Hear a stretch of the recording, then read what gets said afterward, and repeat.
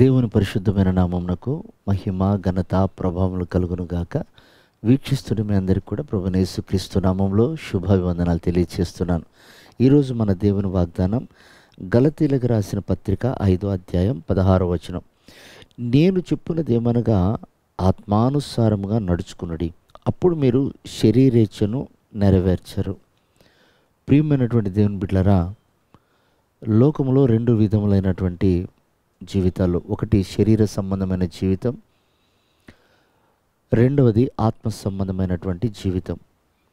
శరీర సంబంధమైన జీవితం అది మరణమని, ఆత్మ సంబంధమైన జీవితం అది జీవమని బైబిల్ సెలవిస్తుంది.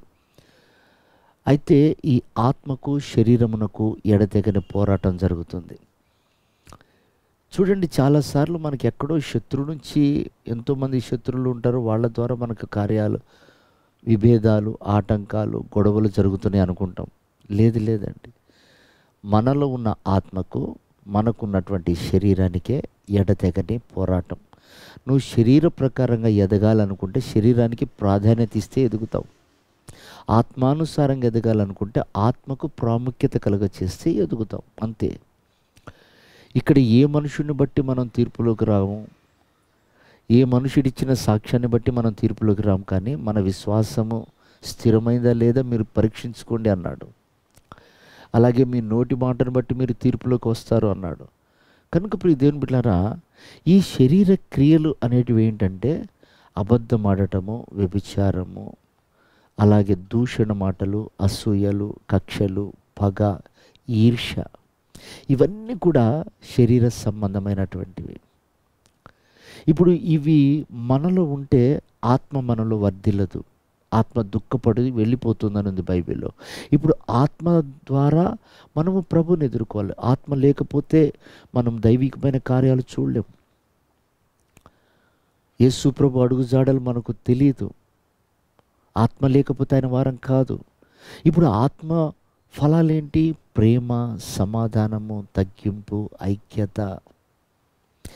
ఇవి మనం కలిగి ఈ శరీర సంబంధమైన మనస్సును అణిచివేయాలి.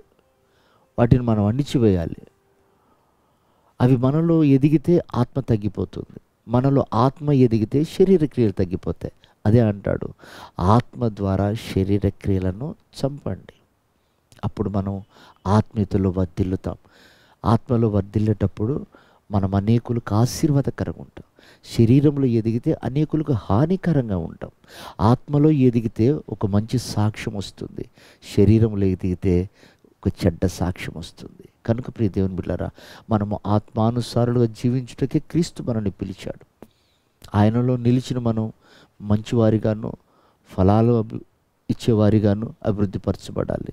లేకపోతే మనము పేరుకు క్రైస్తవులు అనుకుంటే ఒక రోజున ఆ చెట్టు శపించబడ్డట్లుగా, ఫలము లేని చెట్టు శపించబడ్డట్లుగా మనం శపించబడతాం.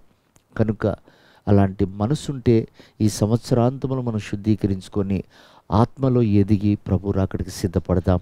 అట్టి కృప ప్రభు మనకు దయచేయనుగాక. ఆమేన్.